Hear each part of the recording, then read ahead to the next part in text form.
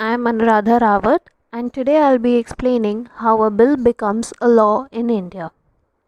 To make a bill into a law, there's a hierarchy that needs to be followed. On the top of the hierarchy is the Constitution of India, also known as the Supreme Law of India. This constitution was enacted by the Constituent Assembly on 26 November 1949 and came into effect on 26 January 1915.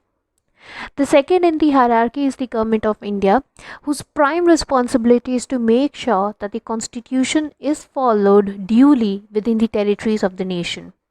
The government gains its authority from the constitution. The Government of India comprises of three branches: the legislature, the executive, and the judiciary. The legislature is present at both the union and at the state level. Coming to the union level, it is divided among the lower house, also known as Lok Sabha, the upper house, also known as Rajya Sabha, and the president. Now, what is the difference between a bill and an act? A bill is a statute in the draft form, and it cannot become a law unless it has received the approval of both houses of parliament and the assent of India. Whenever a bill is framed, it first needs to be published in the newspaper, to which suggestions are invited from the general people. After receiving suggestions, the bill is further amended and then it is introduced in the parliament. If it is introduced by the ministers, it is called the government bill, and if it is introduced by private members, it is called as private members bill. Presentation of bills and formation of laws is one of the basic functions of the parliament. It is the parliament that amends the laws or repeal them. A bill is first introduced in the parliament, which is then circulated. It then undergoes three readings in each house, that is the Lok Sabha and the Rajya Sabha, before it is submitted to the president for assent. A bill becomes an act only when it is signed and assented by the president. India being a federal country, laws can be made separately at different levels by union government for the entire country and by the state governments for their respective states. The only difference is when the law is made for the entire country, it has to pass through two houses of the Indian legislature, and when the law is prepared for respective states, it has to pass through State Vidhan Sabha, also known as lower house of the state assembly, and then through the State Vidhan Parishad, also known as the upper house of the state assembly. In some states, there is no upper house present, so passage through lower house is considered to be the final.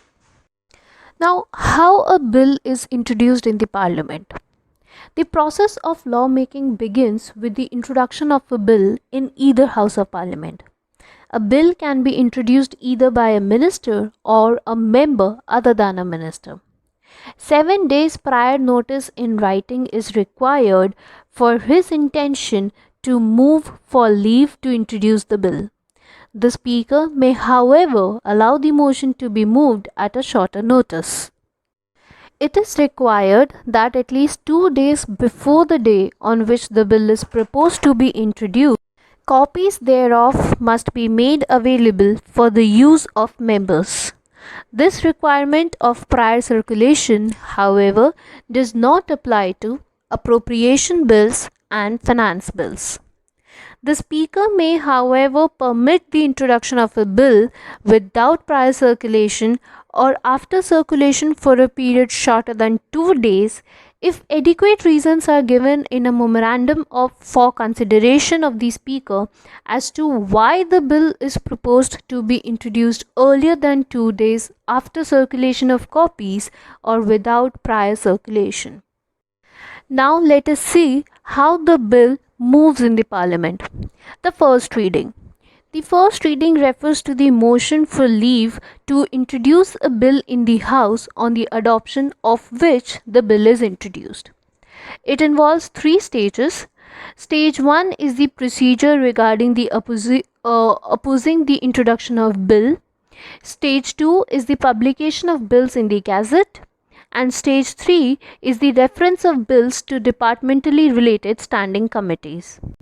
talking about stage 1, which is the procedure regarding opposing the introduction of bills, the grounds on which the introduction of bill may be opposed is first analyzed.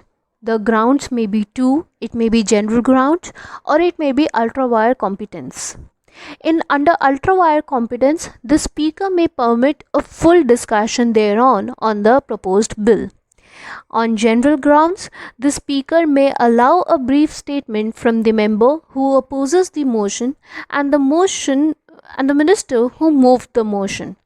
Thereafter, the motion is put to vote of the House. Stage 2, which is the publication of bills in the Gazette. A bill is published in the Gazette of India only after it has been introduced. However, for publishing it even before its introduction, the minister in charge of the bill has to obtain the permission of the speaker. If changes are made in the bill after it has been published in the Gazette, it becomes a new bill and the motion for leave to introduce the bill has to be moved as in the case of any other bill. Stage 3 involves reference of bills to departmentally related standing committees DRSC by either the chairman of Rajya Sabha or by Speaker of Lok Sabha to examine the bills introduced in either house and to make report thereon in the given time.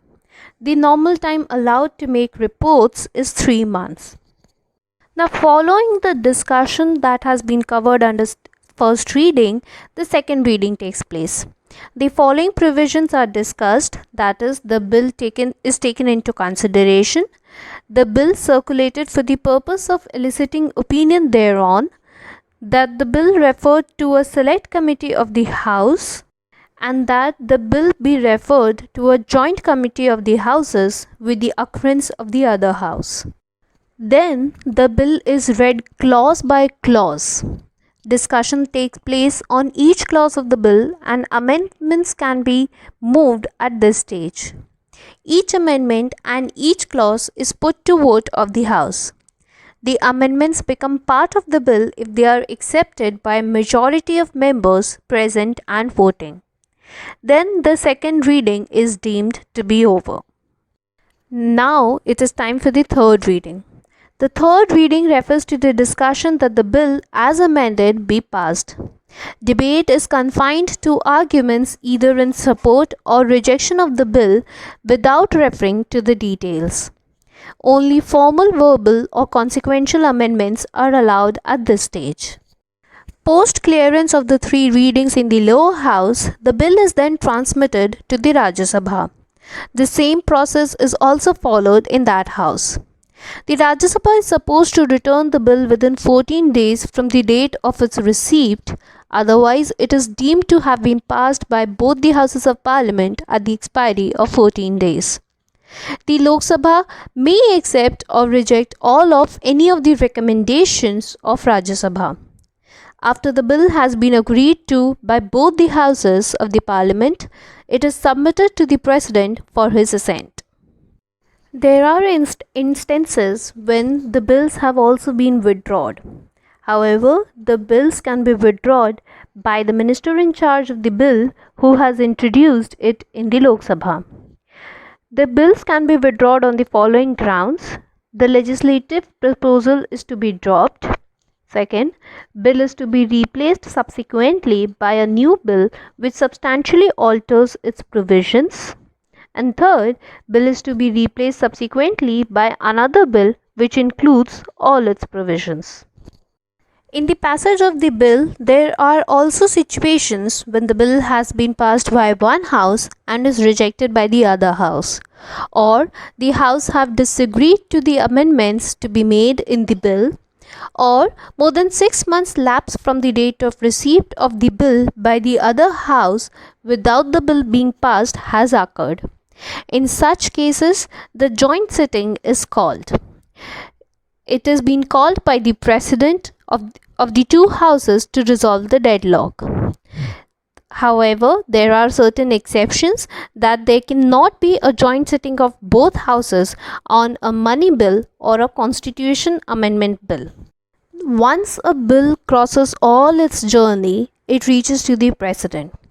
Now, the President has certain powers in concern with the bill. He can either give his assent, or withhold his assent, or return the bill if it is not a money bill with his recommendations for the House for reconsideration. If the House passes the bill again with or without amendments, the President cannot withhold his assent to such a bill and has to approve it or reject it. In concern with the constitutional amendment bill, the President is bound to give his assent to a cab presented to him for assent. Finally, one can say that the bill becomes an act after the President assents has been given. And this marks the journey of how a bill becomes law in India.